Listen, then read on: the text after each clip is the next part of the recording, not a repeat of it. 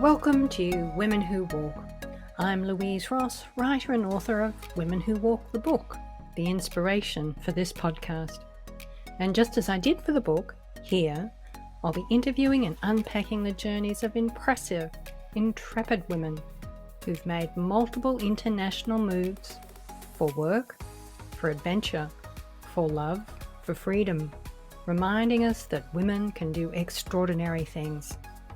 You can find a transcript with pictures to each episode and my books on my website, louiseross.com.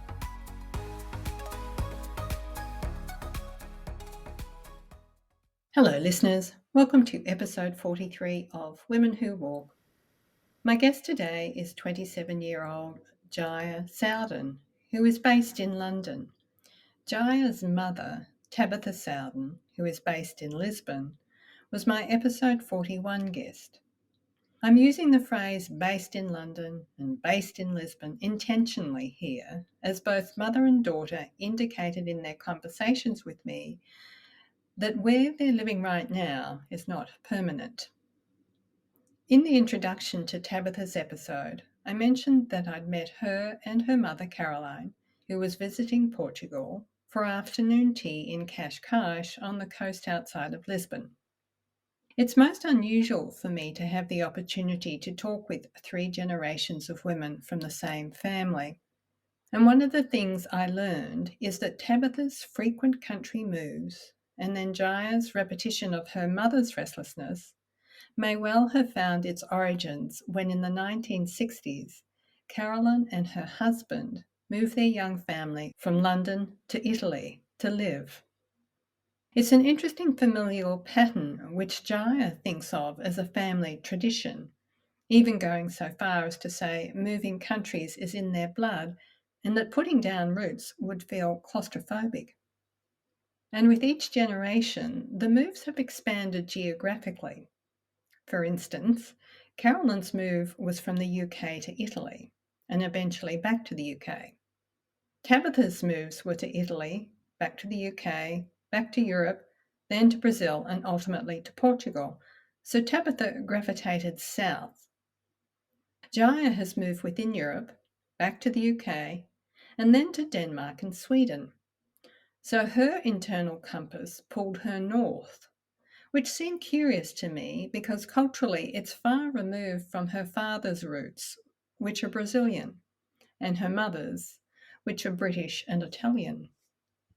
But Jaia talks of having an ear for Nordic languages, particularly Swedish. In fact, an ability with Latin languages too. And this facility with language she attributes to having studied music and singing. And just as music is a universal language that bridges cultures, with each country move, Jaia's linguistic ability has helped her navigate cultural differences. I haven't actually interviewed Caroline for this podcast, not yet anyway, but I would like to, recording the stories of 3 generations of women moving countries, first during the 60s, which is Caroline, and then Tabitha's moves, which began in the 80s and continue, and now Jaia's early 21st century moves, all indicative of this family's ease with mobility, seems like an important historical and generational snapshot.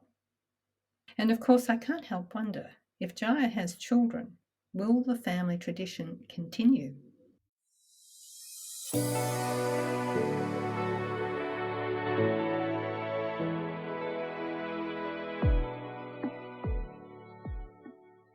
Welcome, Jaia. Thanks for being a guest on Women Who Walk. From the interview I did with your mum, which I mentioned in the introduction to this episode, we learned that you were born in Germany and that for the first couple of years of your life, your British-born mum, who grew up in Milan, and your Brazilian father, who's from Brasilia, were selling their handcrafted jewellery in various markets in Europe and London and Brazil. And then when you were 2, your mum and dad split, and you and your mum went back to Milan, where she'd grown up, and where you ultimately lived till you were 17. What was it like going to a local Italian school as a mixed-race, third culture kid?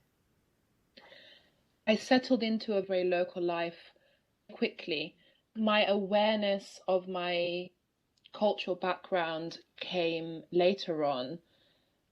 I was aware of the fact that I spoke a different language at home, but I was so well integrated in Italian culture that I don't think it necessarily clicked until later on, considering also that I was growing up with my mother rather than my father, who is Black. That mixed raceness was maybe not an element that I was seeing on a day-to-day basis. I think it came more with being a teenager in Italy later on. What was that like to be a teenager in Italy? At this point, you're bilingual or trilingual? I've always been trilingual. I spoke Portuguese with my father until about the age of 6. Whenever I'd see him, I think I had a knack for languages in the sense that I was not speaking Portuguese that much, but I've fully retained it. It's never gone away. What it eventually led to was a misunderstanding in myself as to what my connection to Italy actually was. I also traveled extensively to London to go and see my grandmother. And there was a very stark difference when I would get off the plane in the UK as to the multiculturalism I was faced with, which I was not faced with in Italy. Entering teenagehood, I think I started becoming more aware of my differences and questioning fitting into Italian culture, as teenagers do, an element of existentialism. Who am I? And thinking also that the world revolves around you.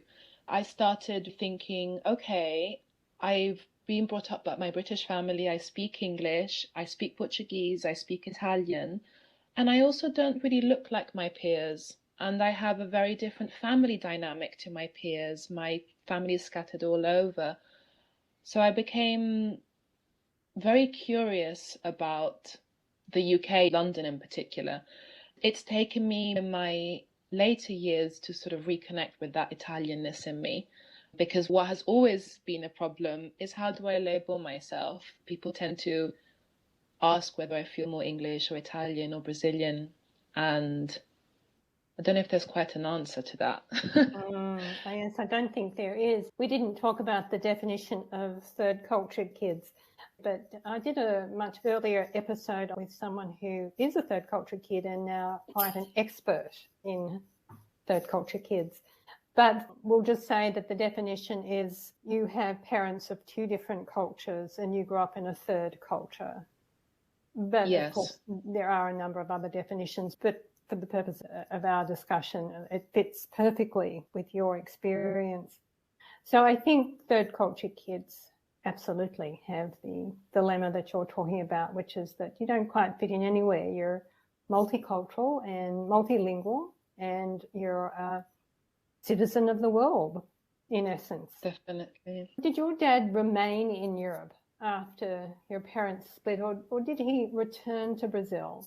I ask because I'm wondering if there were opportunities for you to go to Brazil to spend time with your dad and his family there. He stayed in Europe until I was about 6. In those first 6 years, I traveled to Brazil once with my mum and spent time with my family. I've got aunts and cousins and my grandma. And then after he returned, I spent time directly with him and the rest of the family. But unfortunately, then throughout the years, there was an economic barrier that prevented us from being able to travel there. And I did not return to Brazil until I was 18, and that is also the last time that I've been there. I can really feel Brazil in my bones, and Brazil has always been such a prominent feature in my household. My mum really transmitted the love that she had for it. Definitely inherited that. But direct contact was not as much as it maybe could have been. It was more digital or over phone calls with the family, which probably helped me keep up my Portuguese as well when I was talking to my grandma or my aunts or my father. And so the times that you did visit either with your dad or spending time with his family while you were there, did you have a natural sense of the culture as a result of your father being Brazilian, or did it feel a little strange? I don't have particularly strong memories but I certainly don't have memories of it being strange. I was taken into the family very easily, and I think it felt very natural. It felt like a part of me, and it always has done. I don't have memories of it feeling alien. One of the things that we also learned from the interview with your mum is that she wanted to create a stable life for you because she had moved around a lot, and she was going to do that by making sure that you were living in the same neighbourhood for an extended period and that you were able to walk to school. And so she did manage to achieve this, but she says in her conversation with me that as a teenager you said to her, "Mum, can't we go somewhere different?" And I'm just wondering, where do you think it came from, this desire to go somewhere different? I think it was definitely prompted by those emotions of teenagehood and confusion with belonging. Where do I belong and who am I? But it had the added factor of my multiculturalism. I got to a point where I would look around and realize that very few people had my kind of background. There wasn't something necessarily tying me to Italy, feeling strongly about my Italian identity, even though I'd built such a strong friendship group. I had a very stable life in Italy, definitely. But I think my curiosity about myself and my background, and with the lack of roots without having an Italian family, I started feeling like I wanted to explore. Your grandma, who with your grandfather moved the family to Milan, where your mum grew up. So there was this sort of generational experience of moving countries. So I wondered if you had just sort of imbibed that experience and therefore felt curious to do something similar, or if it was just you wanted another experience because you had grown up in the same neighbourhood and had a very stable first 17 years of your life. I think the fearlessness of being able to suggest that, because I think I actually started suggesting it more age 14, 15. And it was 16 when we eventually moved. And so for a 14, 15, 16-year-old to have that in them definitely came from knowing that that is how my family had come about in Italy. That is how my mum had ended up in Brazil. Fearlessness to pack up and go. Opportunity for new horizons rather than a chapter that is closing or something that has failed somewhere. It was just, we did it with such ease. It didn't scare me at all. And I know that that definitely comes from almost family tradition of doing so. Embedded in that was also this curiosity to, this desire to fit in. And I had very strong memories of London being a place that was so multicultural that I thought, well, I will fit in where everyone looks different. Everyone comes from everywhere. No one and everyone fits in. But London was something that we eventually settled on. We actually looked at the whole world. We looked at schools all over the world. It was a total blank page. And once I got mum on board, it was like a little adventure, and neither of us were scared at all. And we just saw it as, yeah, we're ready for change. You went to the UK to go to do your last year of secondary school, is that right? It was my last couple of years. I interrupted Italian high school halfway through, and because the system changes in the UK, I perfectly slotted into what is normally called sixth form, which are the final 2 years in the UK. So although I started the year about a month in, I hadn't really missed out on anything.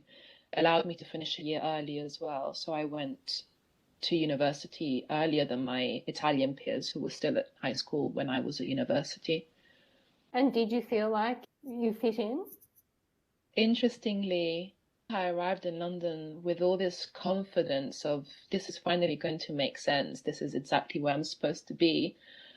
And I quite quickly realized that I was very Italian and that I was very, I don't want to say provincial, but Milan to London was a big difference. There was a lot of teenage British culture that I was not accustomed to, from the way people socialize, just popular culture reference points. I didn't get them. I didn't understand them. That was the beginning of probably me reconnecting with my Italian side and realizing that there was a lot more Italianness in me than I realized. Then, of course, every time I ended back in Italy, then the British side will come out as well. It sounds very like what your mum talked about, feeling like Yes. she was the Italian girl in Britain and the British girl in Italy. Exactly. It was very interesting to see this overlap between our lives. But yeah, I did get used to British life, and I spent 2 wonderful years in London, and I'm really grateful for that opportunity. I'm really grateful for a mother who would take on such a challenge to go, just the two of us. But it made sense, and it helped me connect a lot of threads within myself and my identity. I didn't necessarily resolve questions, but I started connecting some threads and understanding my multiculturalism more and more. Sounds like a very important period in your life. So you said 2 years. Where did you go after those 2 years? During my time in the UK, I fell in love with literature. I've always done a lot of music in my life. I did lots of singing lessons, I did choir, I did piano. And so I was quite sure that that's what I was going to end up studying. But I finally discovered English literature from an English perspective in the UK. In Italy, I was always sitting in English classes for Italian students, which I could basically do with my eyes closed. So I started looking at courses that could combine the two. I went to see a number of universities across the UK. I was quite convinced that I wanted to move out again and spread my wings. And I found myself in Leeds, seeing the university, and that is where my grandfather originally comes from. That is where he grew up. And it all made sense. It felt like a really nice reconnection to a place that he'd left in the early 60s to start our family life in Italy. And I was going to end up there again. And so I spent my university years in Leeds, and it was wonderful and it was really fun. In between those years, I did an exchange year in Denmark, as wanting to always explore new places. And a very different culture. How did you adjust while you were in Denmark? What was your experience like there? It was really interesting to experience Scandinavian culture. It had similarities with the UK, obviously less so with Italy, but I really fell in love with it. I was quite determined that I was going to eventually move back to Denmark. It also helped me reconnect with my multiculturalism, my languages, and realizing my ability to learn languages. I'd studied languages at school. I did French in Italy, and then I did Spanish in the UK, but I did them without paying that much attention to them. And when I moved to Denmark, I was so fascinated by a language that sounded so different that I made a really strong effort to learn it. I was there as an exchange student, and I was one of the few people from my course who decided to actually dedicate 9 hours a week to attend the free classes, because I started seeing that languages were a real advantage in the way that it had helped me adapt to new environments and helped me understand different cultures and be flexible in myself and in the way that I could adapt like a chameleon, let's say. And I started seeing bridges between languages as well. So how can I approach a language that is so different and so new, like Danish, but using the pool of language and linguistics that I already have? You have Latin languages and English. Any other Nordic languages besides Danish? A few years later, 2, 3 years later, I ended up moving to Sweden. I can't envisage moving somewhere, regardless of how good their English is, and not attempting to understand what the local way of communicating is, because I become really fascinated by little quirks of languages and little ways that people say hello or acknowledge someone. I signed up to the Swedish classes, initially thinking that I would be starting totally from scratch, and then eventually realizing that Danish had given me a really strong base to then approach Swedish. And Swedish was easier on the ears. I do have a very fond love for Danish, but it's much harder. I suddenly found myself picking up quite quickly by mostly listening. My classes were really good at making sure that we were all communicating with each other in Swedish. But at the time, I was also working as a preschool teacher, and I learned so much from the children that I was teaching. I was teaching them in English. I just spend my time listening to the Swedish teachers communicating with the children and the children communicating with each other. And I learned so much just through that. Swedish has now become a language that I quite confidently say that I can use and I can communicate with and I can watch TV with and that kind of thing. You mentioned you love the little quirks, perhaps the idiosyncrasies of language and the way it reveals certain things about the culture. What can you tell us about the Swedish language that reveals a particular idiosyncrasy of the Swedish culture? Swedes are very melodic in the way that they communicate. The way that you'll understand what someone is trying to say is by the inflection. But what I loved about it, it was actually so similar to Italian in the way that they express themselves. They are really vocal, and I guess this is well known that Swedish is a sing-songy language, but the parallels between Italian and Swedish were quite prominent, despite the two cultures actually being quite opposite, because Northern Europe is known to be so much colder and introverted and sort of contained, and Southern Europe being very open and very warm and amicable. It was all about sound. It made me wonder whether my adaptability to languages also came from my background in music. It was almost like learning a song, because the other thing that I noticed was that I could pick up easily the local accent because I was not tied to a fixed accent because I already spoke multiple languages. I could learn exactly how a Swedish person would say a particular word. And the same when I was in Denmark. I remember a friend telling me, I can tell that you have learnt Danish in Copenhagen. You have a very strong Copenhagen accent. So it became almost like rehearsing music. That was really fascinating. Yeah, that makes absolute sense, because if you have a musical background, you can hear the musicality of language. Yeah. And you also sang, didn't you? So your ability to use your voice in different range or ranges, I suppose you were able to do that with language as well. Exactly. And they do say, when I say they, I don't know who, perhaps it's researchers, scientists, they say that in the brain, music is located in the same area. Those with an ability with one generally have an ability with the other. So music and language, language and music. So it makes sense. Yeah. I don't know if it's absolutely true, but it sounds good, doesn't it? Yeah. As I listen to your story, and I think again about the conversation I had with your mum, when you moved up to Leeds, she moved countries. She went back to Berlin, and then you go to Copenhagen, and she's in Berlin for a little while, and then she goes to Milan, and then you end up in Sweden. Your moves are sort of paralleling, but you're going in different directions. But it's very much a part of the way your mum's lived her life, and that you're starting to live your life as a young adult and have continued to live your life. Do you feel that in that regard that you're quite different from your contemporaries?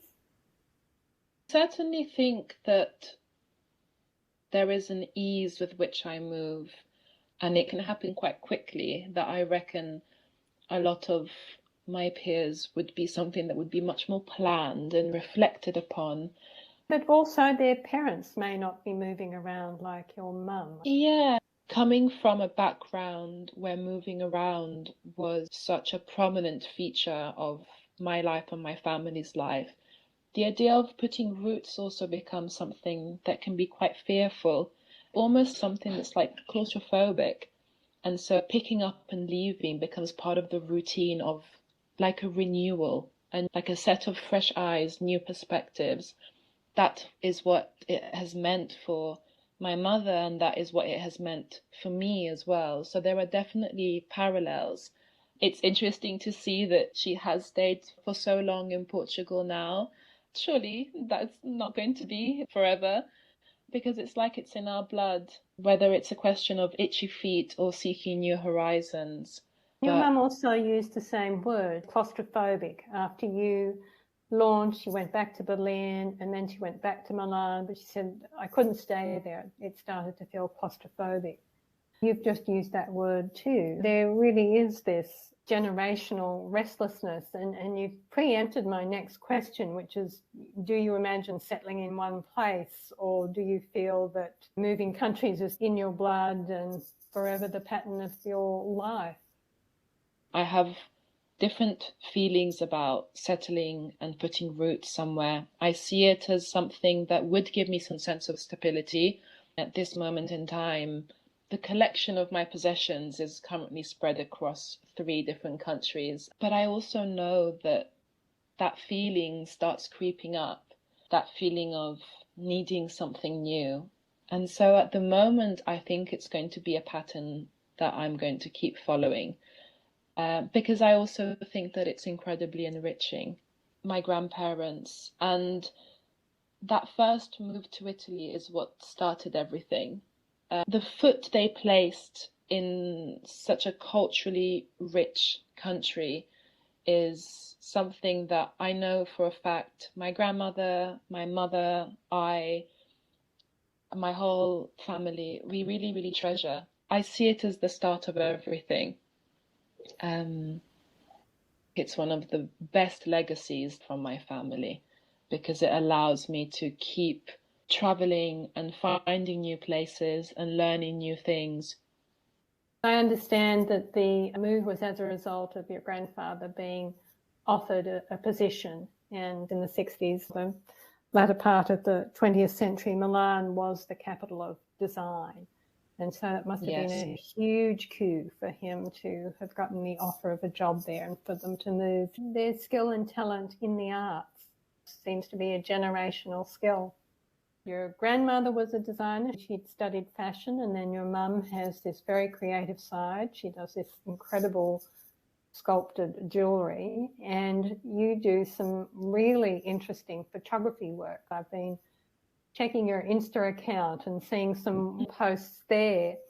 Are you working in the arts these days? Are you a practicing photographer?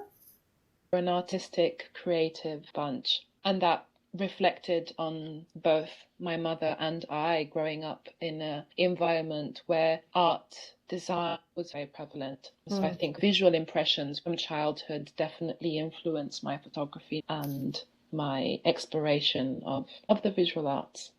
I do work in the arts. My current job in London is connected to photography. The practice is more connected to personal projects, and it's been the development of a self-exploration and all of my moves around the world that I've carried with me since early teen. I was given my first camera around 12 and inherited some lenses from my grandfather, actually, who gave them to me. I started using photography as a way to carry all the worlds that I was exploring, taking them with me onto the next adventure. What I definitely inherited from this family legacy is exploring with color. I was always surrounded by very colorful objects at home, partly family taste, but also my grandfather's objects. Color is one of the primary things that he works with. Contrasting color, clashing color, but it's so beautifully placed next to one another. And I found that photography gave me my own perspective. It helped me carve my own way of viewing the world, which I often found to be so different from everyone else's. And so it gave a material vision to the sort of abstract feeling of not really having a home, but having lots of different homes. And I'm still in the process of discovering what photography means for me, and I've left it and returned to it. I see it as another language. Let's call it my fifth language, my fifth way of speaking to the world and translating what I see into something that's tactile and fixed. That's really rather beautiful. Thank you for sharing that. So if listeners would like to see your photography and connect with you online, perhaps look at your portfolio of work, where can they find you? My Instagram is my name, Jaia, Jaia, and my surname, Sowden. So it's at Jaia Sowden. And my bio says things I see and objects I like. It's my way of viewing the world. And there is also a link to a portfolio online where there's some more of my projects and other collections of photographs from throughout the years. Thank you, Jaia. This has been a treat for me to have this conversation with you, the third generation. I'm actually thinking I can approach your grandmother now and see if she will be a guest at some point, because it would be wonderful to have your three voices on this podcast reflecting on the country moves you've all made. So thank you so much. Thank you, Louise. It's been an absolute pleasure to talk to you, and thank you for a wonderful conversation. You're welcome. Thank you for listening today. So you don't miss future episodes, subscribe on your favourite podcast provider or on my YouTube channel, Women Who Walk Podcast. Also, feel free to connect with comments on Instagram at Louise Ross Writer or Writer and Podcaster Louise Ross on Facebook, or find me on LinkedIn. And finally, if you enjoyed this episode, spread the word and tell your friends.